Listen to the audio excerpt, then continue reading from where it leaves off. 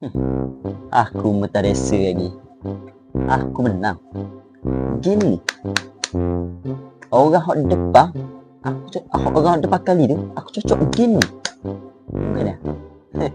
Aku macam biasa ya. Ikut siesta. Gini sekali. Tahu kenapa rahsia aku? Pakai baju 2 lapis boh.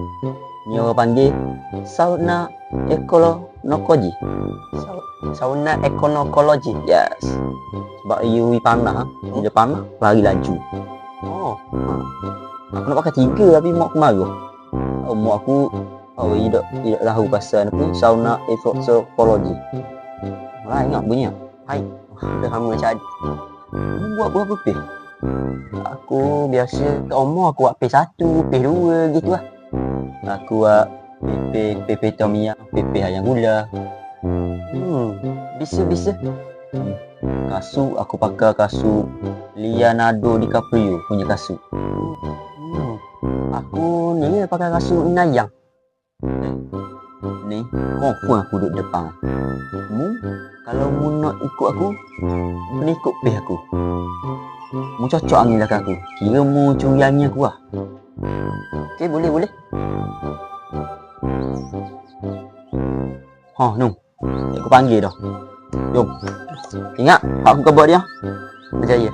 Ikut pih aku. Ya. Semangat.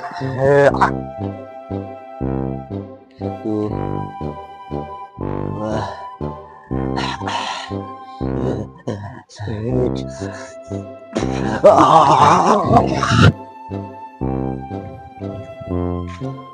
Oi.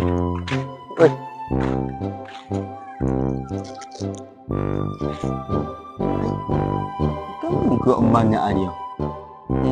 Ni, baik awak ye lu benar. Kita biasa lah, minum air lu. Ilek dah ha. Tu ah. Skemah hok menang-menang. Tu dah. Jom.